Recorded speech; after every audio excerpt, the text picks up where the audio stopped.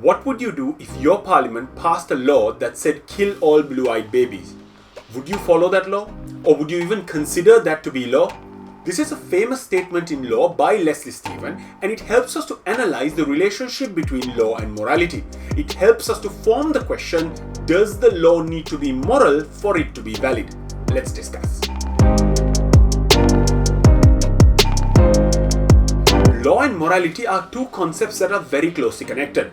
Law refers to the rules that govern us, while morality refers to the values and principles that guide human behavior. So although the law will tell us what to do, morality will tell us what the right thing is and what we ought to be doing. The relationship between law and morality is a complex one, and different theories have tried to explain this relationship. For example, natural law theories believe that there is a connection between law and morality, while legal positivists argue that these two things are separate concepts and there should not be a connection between law and morality. This debate on whether law passed by a parliament needs to be moral or not can be traced all the way back to the Greeks, who spoke about a concept called natural law. Writers like Socrates believed that justice could be identified through man's reasoning power, and writers like Plato believed that these concepts like good, justice, virtue and honesty are eternal and immutable. So natural law was considered the law of man's reasoning, which allowed every single human being to identify between what is right and what is wrong. And this, according to the Greeks, was universal, and every person had within themselves an objective scale which helped them to identify inherently what is good and what is bad.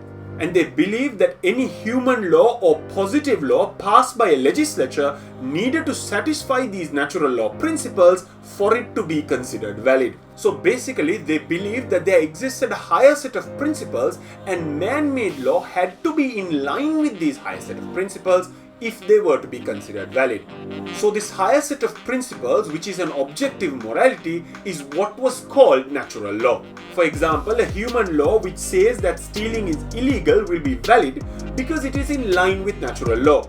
Because using our internal reasoning, we can conclude that stealing is wrong, so a law that makes stealing illegal is acceptable.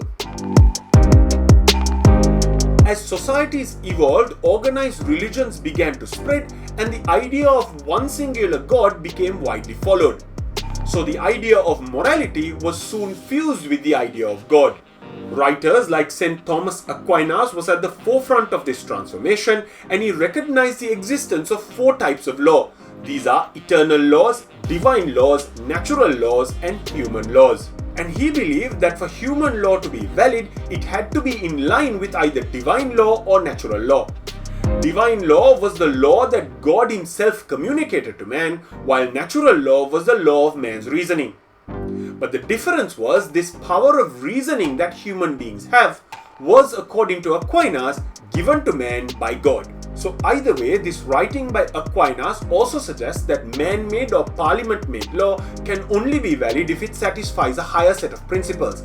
The only difference between the thinking of Aquinas and the thinking of the Greeks is that according to Aquinas, this higher set of principles stemmed from God. So for example, according to Aquinas, a law which says murder is illegal would be valid because such a law would be in line with the morality promoted by God, thus making the human law moral and therefore valid. But one of the biggest problems with morality being the deciding factor on whether a law is valid or not is that morality can vary from person to person. In other words, morality is subjective. So if different people have different moralities, this might result in some people believing certain laws are justified, while others believe that those laws are not justified. So this might result in some people following the law, while others will refuse to follow the law on the basis that they are not moral. Because of this fundamental flaw in natural law, this idea that man-made law had to satisfy a higher set of moralities died a slow death. And it was replaced in the 1700s with a different theory which is known as positivism. Positivism took the stance that anything passed as law, whether moral or not, was valid and therefore needed to be obeyed by the citizens, no questions asked. But this positivist philosophy has come under severe scrutiny following the events that have taken place the world over in the last century or so. Think about it. most of the atrocities that have occurred in the world, including the world wars and the deployment of atomic weapons, might not have happened if rulers and laws were required to satisfy this higher morality. For example, would the Nazi laws be valid and followed if the citizens were asked to question, are these laws moral? So in the second half of the 20th century, especially after the Second World War, there has been a resurgence of natural law with new writers like John Finnis and Lon Fuller at its helm.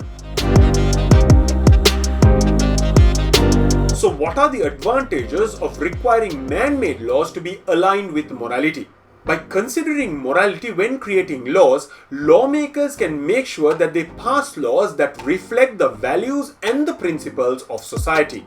In democracies, people elect their rulers by voting them in, so the lawmakers are representatives of the people, and as such, it makes sense to create laws which reflect the values of the people. This will also make it easier for the populace to accept and follow the laws, and thereby making it easier for the governments to regulate human behavior and ensure that society functions smoothly. Further, there is an expectation that the laws that are passed are just. Justice and fairness are very important values to any society.